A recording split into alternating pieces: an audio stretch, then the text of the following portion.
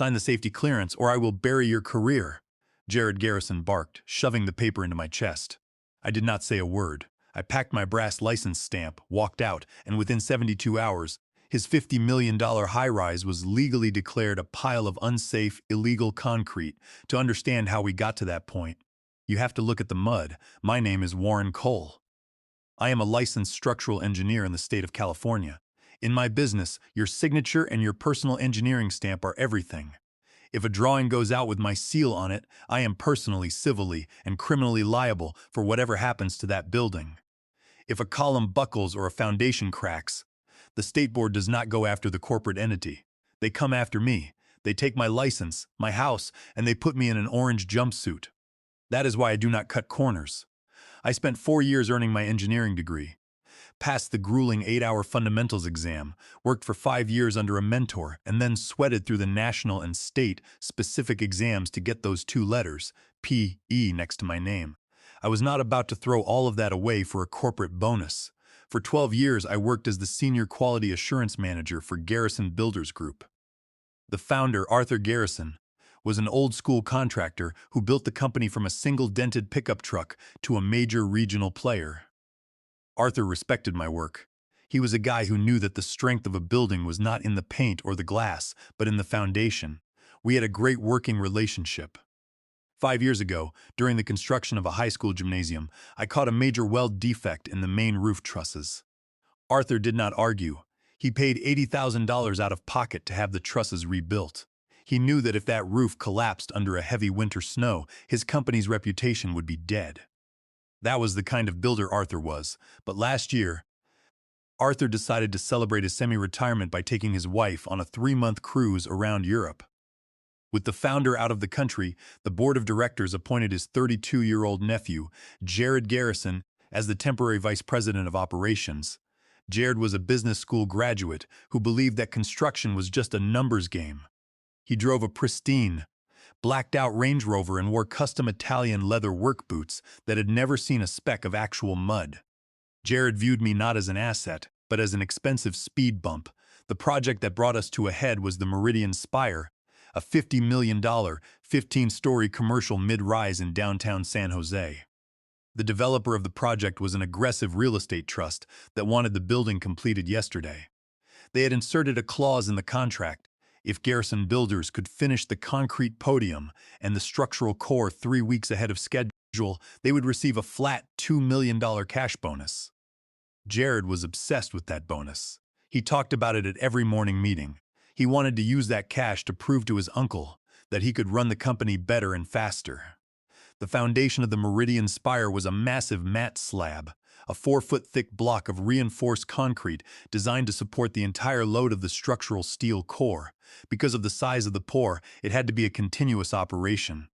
We had 40 concrete trucks scheduled to run in a continuous loop from the batch plant to the site, dumping hundreds of cubic yards of concrete over a 12-hour window. The design specifications were clear. The core foundation required 5,000 pound per square inch, high-strength concrete. The subcontractor Jared hired for the concrete supply was Thorn Ready Mix, owned by Silas Thorn. Silas was Jared's golf partner and a notorious low bidder.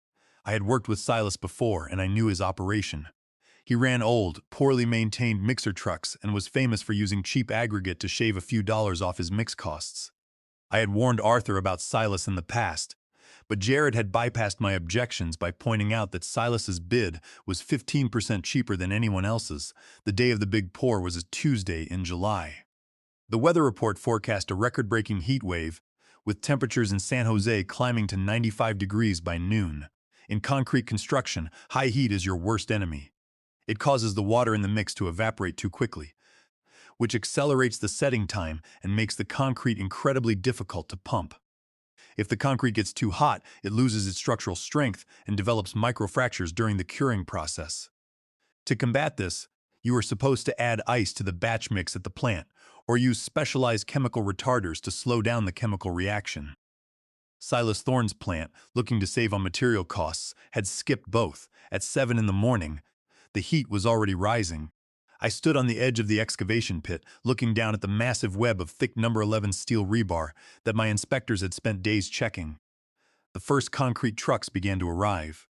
Jared was already on site, standing by the command trailer, holding a cup of expensive coffee and talking animatedly with Silas Thorne.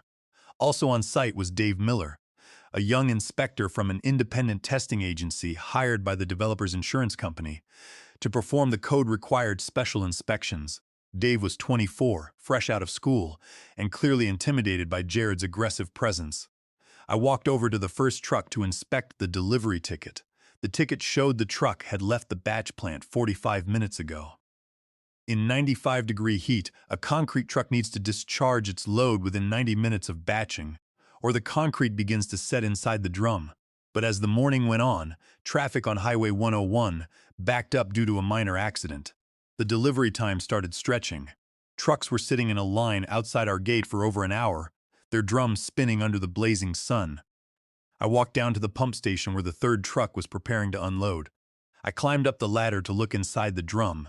The concrete inside was thick, dry, and clumpy. It looked like wet oatmeal. "We cannot pump this, Warren," the pump operator shouted over the roar of the engine. "It is too stiff. It is going to clog the line." Dave Miller, the young special inspector, was standing nearby, holding his slump cone. He looked at me, then at the truck. "Warren, the slump is barely 2 inches," Dave said. "The design spec calls for a 6-inch slump for this pump mix. If they pour this, it will leave massive voids around the rebar." Before I could reply, Silas Thorne walked up. He gestured to the truck driver. "Just add some water. 10 gallons should do it. Spin it up and get it into the pump." "Hold on," I said, stepping between Silas and the truck. "You have already exceeded the water-to-cement ratio on the batch ticket. If you add 10 gallons of water to this drum, you are going to dilute the cement paste. You will ruin the compressive strength." Silas rolled his eyes. "Warren, it is just a little water to make it flow. We do it all the time. Do not be a Boy Scout." Jared Garrison walked over, his pristine leather boots crunching on the gravel. "What is the delay here? We have 20 trucks lined up on the street. We are losing 40 minutes of pump time." "Silas wants to add water to a dry batch that has been sitting in the sun for an hour," I said. "I am rejecting the truck. If we pour this concrete into the foundation, it will not meet the 5,000 psi specification." Jared looked at the line of trucks, then at Silas, and then back at me. His face was flushed with irritation. "We are not rejecting trucks today, Warren. We have a schedule to keep." "Dave, sign off on the ticket." Dave looked terrified. He looked at Jared, then at the clipboard, and then at me. "Do not sign it, Dave," I warned him. "If you sign a ticket where water was added without engineering approval, you are taking responsibility for the structural failure of this core." Jared stepped closer to Dave, his voice dropping to a low, threatening register. "Dave, your agency has a 3-year contract with Garrison Builders. If you start rejecting trucks over a little water, I will call your manager before the sun goes down, and we will find an agency that knows how to work with us." I saw Dave's hands start to shake. He was about to fold under the pressure. I stepped in front of him, facing Jared. "Leave the kid alone, Jared," I said. "He does not report to you, and neither do I. If you want to pour this concrete, you do it without my approval. I am documenting the water additions on every batch ticket, and we will let the 28-day break tests speak for themselves. But do not think for a second that I am signing off on this pour." Jared stared at me, his eyes cold. "Do whatever paperwork you want, Warren. Just get out of the way of the pumps." For the next 10 hours, the dry, water-diluted concrete was pumped into the foundation. I spent the entire day making sure that every added gallon of water was documented, and that we took representative cylinder samples from the worst batches. Jared stood by the trailer, watching the trucks roll in, thinking about his $2 million bonus. He had no idea that every truck that discharged its load was another nail in the coffin of his career. Over the next 4 weeks, the atmosphere in the Garrison Builders office was suffocating. Jared had moved his workspace into the project trailer on site to be closer to the action, but his presence was felt everywhere. He was on a mission. He had convinced the company board that he could cut operational costs by 15% and still deliver the Meridian Spire 3 weeks ahead of schedule.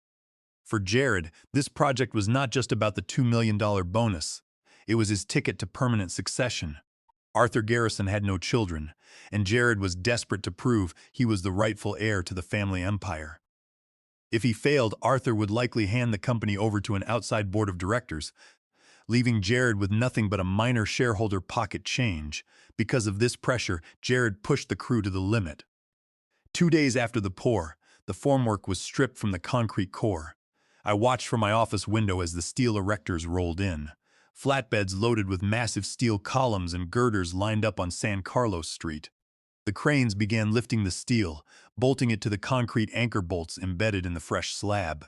I warned Jared in writing that loading the foundation before the 28-day break tests was a financial risk. If the concrete failed, every steel beam put up would have to be dismantled. Jared responded with a brief, dismissive email. The steel erection remains on critical path. We are proceeding on the 7th day after the pour. The lab sent the first preliminary results. The 7-day compressive strength of our representative cylinders broke at an average of 1,800 psi. For a 5,000 psi design mix, the 7-day break should have been at least 3,000 psi. It was a clear warning that the concrete was failing to develop its proper crystalline structure due to the water dilution. I took the lab sheet to Jared's trailer. He was on the phone with Silas Thorne, laughing about a golf round. He hung up when I walked in and sighed. "What is it, Warren?" "The 7-day breaks are in," I said, setting the paper on his desk. "We are sitting at 1,800 psi. The concrete is not curing properly. You need to halt the steel framing until we get the 28-day breaks." Jared did not even look at the sheet. 7-day breaks are just indicators, Warren. Concrete continues to cure for years. Silas told me his mix always starts slow in the summer heat but catches up by week 4. We are not stopping the cranes for a preliminary estimation. "It is not a slow start, Jared," I said. "It is a chemical reality. The water-to-cement ratio was ruined. The hydration process was interrupted. If we hit 28 days and the breaks are low, the city will not clear the structure. We will deal with that when we get there," Jared said, turning back to his computer. "Get back to work, Warren." During the next 3 weeks, the Meridian spire grew by 2 stories. The steel skeleton of the building rose against the San Jose skyline, heavy and imposing, resting entirely on a foundation that had the structural integrity of chalk. Every time I walked the site, I felt a knot in my stomach. I was the engineer of record. My license number was on the structural permits. If those columns punched through that weak concrete slab, the liability would rest entirely on my shoulders. On Tuesday morning, the 28-day lab report arrived. I opened the PDF file, and my fears were confirmed in black and white. The first test cylinder broke at 2,400 psi, the second at 2,350 psi, the third at 2,500 psi. The concrete had failed to reach even 50% of its required design strength. Under structural loading, this concrete would undergo brittle failure. The columns could punch through the slab under the weight of the upper floors, causing a progressive collapse of the entire 15-story building. I sat at my desk and drafted a formal structural deficiency report. I cited the ASTM C39 compressive tests, the non-compliant slump readings from the day of the pour, and the specific batch tickets showing the unauthorized water additions. I concluded the report with an immediate stop-work directive. All structural loading must cease immediately. The site must be secured, and no further construction may occur until a structural remediation plan is approved by the engineer of record. I printed the document, signed it in blue ink, and pressed my brass professional engineer stamp onto the seal block. Then, I walked to Jared's office. Jared was looking at a spreadsheet, his face bright. The developer's financial auditor and the city building inspector were scheduled to visit the site on Thursday morning to approve the Phase 1 completion. If they signed off, the bank would release a $10 million funding draw, and Garrison Builders would secure the first half of the early completion bonus. I laid the structural deficiency report on his desk. Jared looked at the stamp, then at the title, and then at the lab numbers. His face went white, then flushed red. He looked up at me, his eyes filled with venom. "Are you out of your mind?" he hissed. "You are red-tagging the project? 2 days before the bank inspection?" "The lab tests do not lie, Jared," I said. "The concrete is 2,400 psi. It is a structural hazard. I am legally required to report this to the city if we do not halt construction immediately and begin remediation." "Halt construction?" Jared stood up, slamming his hands on the desk. "Do you know what happens if we stop now? The bank freezes the funding. The developer defaults us for delay. The company faces millions in liquidated damages, and my uncle's legacy goes down the drain. I will be ruined." "Then you should not have let Silas Thorne dilute the mix," I said. "The decision was made 4 weeks ago. Now we have to pay the price." Jared took a deep breath, trying to control his voice. He reached into his drawer and pulled out a blank safety clearance certificate. He slid it across the desk toward me, along with a pen. "Warren, let's be reasonable," he said, his voice dropping to a smooth, transactional tone. "We are both professionals. I know you are close to retirement. If you sign this clearance, I will personally guarantee a quality manager consultant contract for your firm on the next 3 projects. We are talking $50,000 a year, minimum, for practically 0 hours of work. The building is fine. We will inject some epoxy into the slab next month. Just sign the paper." I looked at the certificate. It was a document stating that the foundation had been inspected and cleared for full design load. "That is fraud, Jared. If I sign this and the building settles or collapses, people die. I would lose my license, my home, and go to federal prison." "I am not going to jail for your career." Jared's face hardened. The transactional tone was gone, replaced by raw desperation and rage. "Listen to me, you old fossil," he snarled, stepping around the desk. "If you do not sign this clearance right now, I will fire you for insubordination. I will tell the board you sabotaged the project because you wanted Silas Thorne off the job. I will tell the city you are mentally incompetent.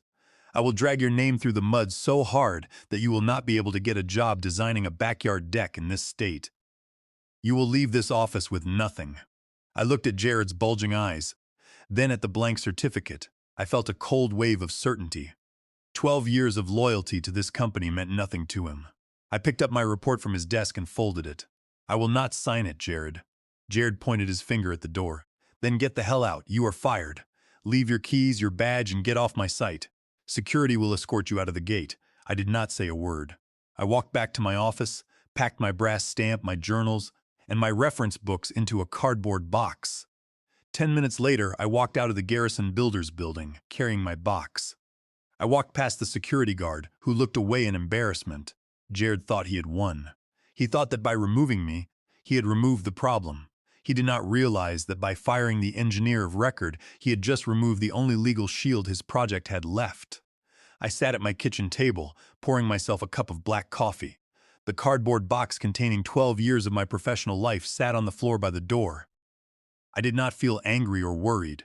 When you spend decades looking at numbers, checking load paths, and analyzing stress vectors, you learn to separate emotion from reality. And the reality was, Jared Garrison had just committed professional suicide. He just did not know it yet. Jared thought that firing me solved his problem. He assumed that because the company paid my salary, the engineering plans and the safety clearances belonged to the company. But that is not how the law works in California. Under the California Business and Professions Code, Section 6775 and Title 16 of the California Code of Regulations, an engineering license is an individual grant. The state of California does not license corporations to practice engineering. It licenses individual human beings. I was the engineer of record for the Meridian Spire. My personal seal and signature were on the structural calculations, the foundation drawings, and the permit applications approved by the city of San Jose. Under the law, I was the only person who could certify that the building was being constructed in accordance with those approved plans. If I walked away and kept quiet while they built 15 stories of steel on a crumbling 2,400 psi concrete pad, I would be legally complicit in any future disaster. If that building settled unevenly, cracked, or collapsed in a minor tremor, the state board would strip my license, and the district attorney would file involuntary manslaughter charges. But the flip side of that immense liability was immense power. Because the permit was granted based on my stamped designs, the city required my ongoing certification during construction. If the engineer of record withdraws their seal, the foundation permit becomes a useless piece of paper. I opened my laptop and went to work. I spent the next 3 hours compiling a document that I called a notification of seal withdrawal and structural noncompliance. I was meticulous. I did not write a single emotional word. I stuck strictly to the engineering facts. First, I attached the original stamped foundation plan, highlighting the core shear wall footings. Second, I attached the official ASTM C39 cylinder brake reports from the independent lab, showing the failed 2,400 psi compressive strength. Third, I included high-resolution photos of the batch plant tickets, complete with the timestamps showing how long the trucks had sat in the 95-degree heat on Highway 101. I circled the handwritten entries where the Thorne Ready Mix drivers had signed off on adding 10 to 15 gallons of water to the drums on site without engineering authorization. Finally, I attached my personal field logs documenting the stiff concrete and the high slump. It was an airtight case. There was no room for interpretation. I wrote a cover letter addressed to the San Jose Department of Building Inspection. I stated that due to unauthorized material alterations during construction, the foundation did not comply with my approved design. Effective immediately, I was withdrawing my professional seal from the foundation work and resigning as the engineer of record for the Meridian Spire. I added that I took zero civil or criminal liability for any structure erected on that site. I uploaded the packet directly to the city's electronic permit portal. Then, I emailed a copy to the California Board for Professional Engineers, Land Surveyors, and Geologists. To cover my bases, I sent a certified copy to the head of the legal department at Garrison Builders Group. I hit send. It was 3 p.m. on Wednesday. Meanwhile, back at the office, Jared was busy trying to patch the hole I had left. He knew that the developer's financial auditors and the city's framing inspector were scheduled to visit the site on Friday morning to sign off on the Phase 1 milestone. Without a signed safety clearance from a licensed engineer, the inspector would not let the steel erectors continue, and the bank would not release the next funding draw. Jared did not want to hire an expensive independent engineering firm because he knew they would demand core drilling tests and immediately flag the concrete. So, he went looking for a shortcut inside the office.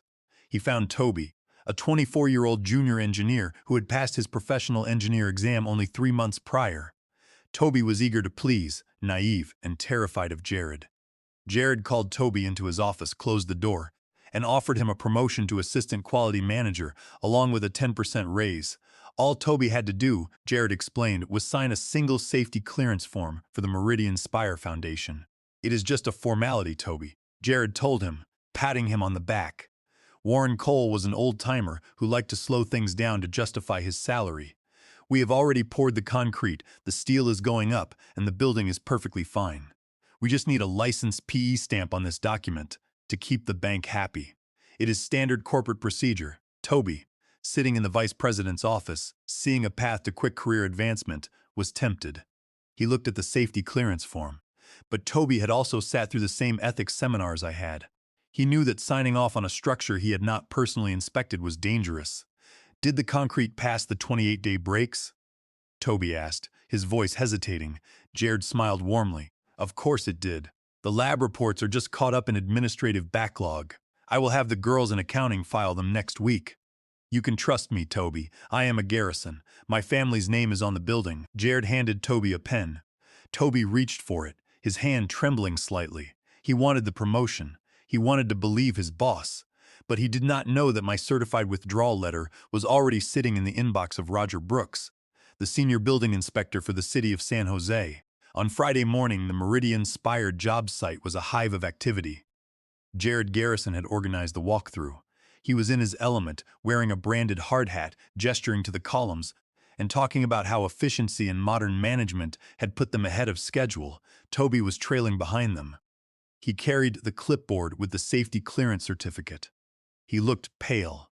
He had spent the night researching the civil liability of licensed engineers who signed off on failed concrete. He knew that if he signed that paper, he was linking his name to a structural hazard forever. As the VIP tour reached the center of the concrete deck, a white Ford F-150 with city emblems pulled through the main gate. The door opened, and Roger Brooks stepped out. He was carrying a clipboard and a roll of heavy-duty red tape. Jared saw him and smiled, walking over. "Roger, good to see you. We are just doing the walkthrough. I have the safety clearance right here." He reached back to grab the clipboard from Toby. Roger did not smile. He ignored Jared's outstretched hand. "Save it." "Jared, the walkthrough is over. You need to clear the deck." Jared's smile faltered. "What do you mean, Roger? We are on schedule. The framing is ready for inspection." "Not anymore," Roger said. He walked past Jared, went straight to the main entry gate of the job site, and slapped a bright red poster onto the chain-link fence. On the poster in bold black letters were the words, "Stop Work Order, Red Tag." He took his roll of red tape and began wrapping it across the turnstiles. "Are you crazy?" Jared screamed, running after him. The developers board and the bank representatives watched in stunned silence. "You cannot red tag my site." "On what grounds?" "On the grounds that you do not have an engineer of record, and your foundation concrete is non-compliant," Roger said, adjusting his hard hat. Warren Cole filed a formal seal withdrawal and design deviation report. The city database shows 2,400 psi concrete on a 5,000 psi spec. Under San Jose Municipal Code Section 15.04, this site is an active safety hazard. All operations are suspended immediately. Roger turned to the crane operator and waved his arms. Shut it down. Everyone off the deck. Now. Within 5 minutes, the roar of the diesel engines died. The cranes went still. The ironworkers began packing their tools and walking toward the exit. The job site, which had been costing $40,000 a day to run, went dead quiet. The lead representative from the financing bank walked up to Jared, his face grim. Jared, what is the meaning of this? You told us the safety clearances were completed. If this project is red-tagged for structural failure, we are freezing the loan draws immediately. Jared was shaking with rage. His face was a mixture of deep embarrassment and panic. It is a mistake, a personal dispute with a disgruntled former employee. I will have it sorted out by this afternoon, I promise. The bankers and the developers did not wait. They walked out of the site, leaving Jared standing alone on the silent concrete deck. At 11:30 a.m., my cell phone rang. I looked at the screen. It was Jared, I answered. Warren Cole, you miserable, backstabbing old bastard. Jared screamed into the phone. Do you have any idea what you have done? You red-tagged my site. The bank just froze our accounts. The developer is threatening to sue us for breach of contract. I did not red-tag your site, Jared, I said calmly. The city did. I simply complied with California state law. As a licensed PE, I am legally required to report structural noncompliance. You did this to ruin me, Jared yelled. I am going to sue you for tortious interference. I am going to sue you for every dime you have. Our legal team is drafting a $10 million lawsuit against you personally. You will never work in this country again. Go ahead and sue, Jared, I replied. But before you do, you might want to read California Labor Code Section 1102.5. It protects licensed engineers who report safety violations from employer retaliation. And you might want to explain to a judge why you directed Silas Thorne to add water to a 5,000 psi foundation mix. The batch tickets have the driver's signatures and the exact water logs. I have copies of everything. Have your lawyers call mine. I hung up the phone. Jared, desperate to save his career before his uncle Arthur found out, stormed back to the office. He cornered Toby in the break room. You are signing that clearance form right now, Toby, Jared hissed, shoving the clipboard into the kid's chest. We will tell the city it was a clerical error.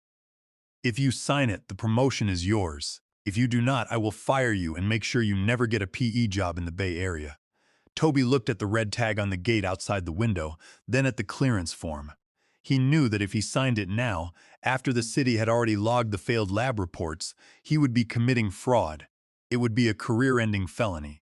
Toby set the clipboard on the counter. I quit, Jared. Find someone else to go to prison for you. Toby walked out. Jared was out of options inside the company. He spent the next 3 hours calling every independent structural engineering firm in the San Francisco Bay Area. He offered double their standard rates to do a rush inspection and overstamp the foundation design, but the engineering community is small, and reputation is everything. The moment the firms heard that the Meridian Spire had been red-tagged by Roger Brooks for failed 28-day breaks, they refused to even look at the plans. Under the California board rules, signing off on a structure that another engineer has red-tagged without performing extensive, independent testing is a violation of professional ethics. Nobody was willing to risk their own license and reputation to save Jared Garrison's bonus. By Friday afternoon, the Meridian Spire was a quiet monument to Jared's arrogance.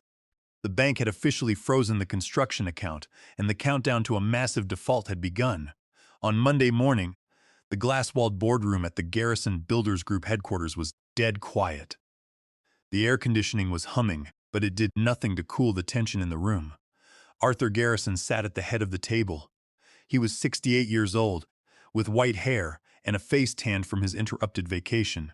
He had flown back from Spain over the weekend after receiving a panicked call from the company's chief legal counsel and the lead underwriter of the bank. He looked tired, but his eyes were sharp and focused. Jared sat opposite him, looking rumpled in a wrinkled shirt, tapping his fingers nervously on his leather portfolio. I sat at the other end of the table, flanked by my attorney, Sarah Jenkins. In front of me was a thick, black binder containing the documentation of the Meridian Spire project. Arthur looked at me, then at his nephew. All right, Jared. You called me screaming that Warren Cole had gone rogue and sabotaged our flagship project. I want to hear your side first." Jared cleared his throat, leaning forward. "Uncle Arthur, Warren has been a bottleneck in this company for years. He is obsessed with outdated regulations. On the day of the pour, we had minor slump issues due to the heat. We made standard field adjustments. Warren threw a tantrum, threatened to halt the pour, and when I exercised my authority as VP to keep the project on schedule, he went behind our backs to the city. He filed a malicious report to get us red-tagged.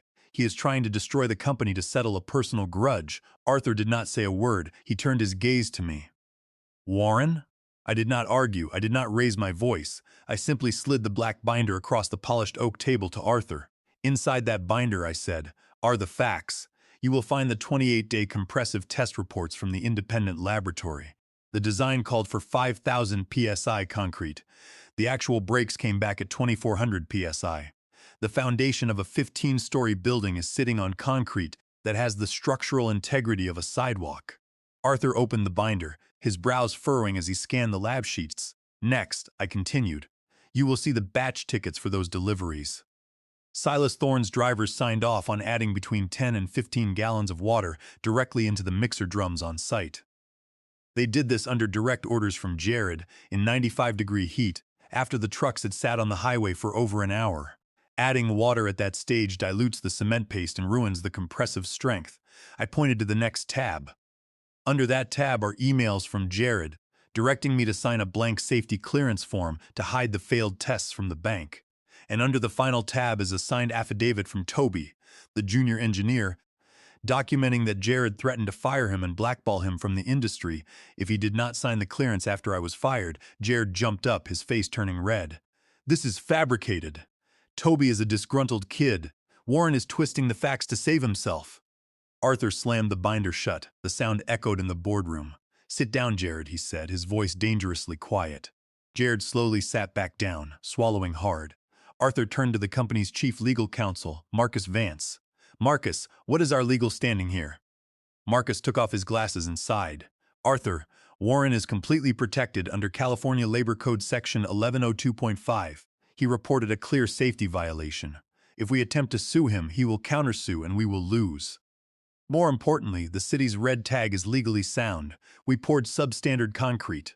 If we build on that foundation, we are committing criminal fraud. The bank has already frozen the loan draws. If we do not resolve this, the developer will default us, take the land, and sue us into bankruptcy." Arthur stared at his nephew. The disappointment in his eyes was absolute. $2 million, Arthur said softly. "You risked a 12-year-old company, our reputation, and the safety of thousands of people for a $2 million bonus."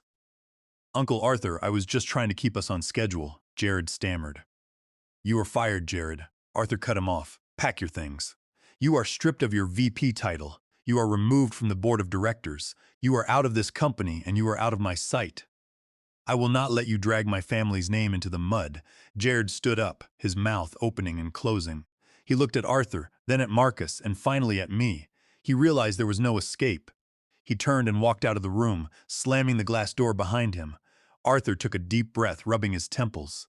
He looked at me, his expression softening. "Warren, I am deeply sorry. I should never have left him in charge. You have spent 12 years protecting this company, and this is how you were treated. I apologize." "Thank you, Arthur," I said. "I appreciate that." "How do we fix the spire?" Arthur asked. "Is it a teardown?" "No," I replied, opening a drawing in the binder. "We do not have to demolish the slab, but it is going to cost you. We need to perform high-pressure structural epoxy injection to seal the microfractures in the concrete core. After that, we must wrap the entire foundation block and the lower shear walls in external carbon fiber reinforced polymer jackets. It will cost about $2 million and delay the project by 3 weeks. But it will legally restore the structural capacity to the required 5,000 psi equivalent." Arthur nodded slowly. "We will sue Silas Thorne and Thorne Ready Mix for the cost of the remediation. I have already instructed Marcus to terminate their vendor contract and file a lawsuit for material fraud." Arthur leaned forward, looking me in the eye. "Warren, I want you to come back. Not as an employee. I want to hire Cole Engineering as the lead independent structural consultant for the Meridian Spire. You will oversee the remediation and act as the new engineer of record. I will pay your firm a flat retainer of $350,000 paid up front, and you will have absolute veto power over all safety and quality control on every garrison site. I looked at my attorney, who gave me a slight nod. I will take the contract, Arthur, I said, but under one condition. All field reports and safety logs go directly to you and the city. No middle managers. Agreed, Arthur said, reaching across the table to shake my hand. 3 weeks later, the remediation was complete. The carbon fiber wrapping was certified, and Roger Brooks from the city of San Jose personally signed off on the structural clearance. The stop work order was lifted, the cranes roared back to life, and the bank released the frozen funds. Warren Cole was back on site, clipboard in hand. My brass PE stamp was safely in my pocket. Jared Garrison was gone, blacklisted from the Bay Area construction community, his career ruined by his own greed. In our business, the math does not lie. Concrete eventually cures, but a compromised reputation never does. And when you sign your name to a piece of paper, you carry the weight of the structure. I carried mine with pride.